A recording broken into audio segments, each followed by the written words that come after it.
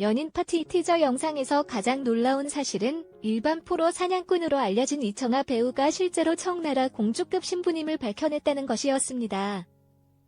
이 사실에 대한 충격은 이전 파트를 시청한 관객에게는 특히 크게 다가왔습니다. 이전 파트에서 청나라 캐릭터들은 당시의 청나라 언어인 만주어를 사용하였기 때문에 제작진이 이청아가 어떻게 이 언어를 외워 연기했는지에 대한 궁금증도 함께 생겼습니다.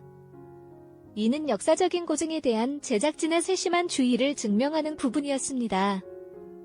그런데 여전히 궁금증이 남아있는 부분은 왜 청나라 공주인 각화가 조선말을 사용하는지에 대한 것입니다.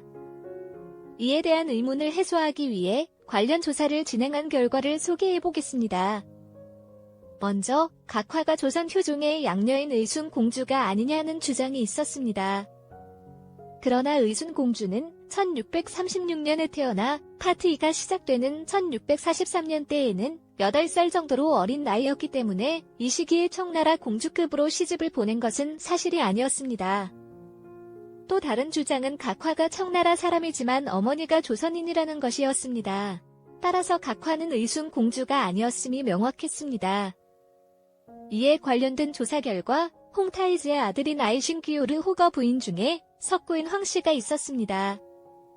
그러나 황씨는 실제로 청나라 황국에 시집에 가서 호거 아들을 2명이나 낳았지만 각화의 캐릭터가 이 황씨를 모티브로 삼았다는 증거는 찾을 수 없었습니다.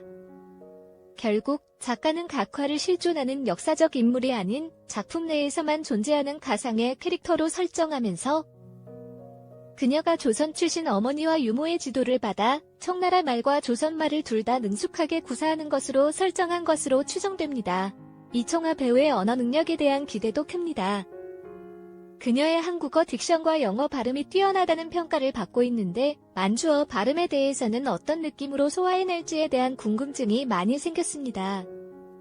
이러한 기대 속에서 연인 파트 2의 릴리즈를 기다리며 미래의 에피소드에서 더 흥미로운 전개와 깊은 이야기를 기대하고 있습니다.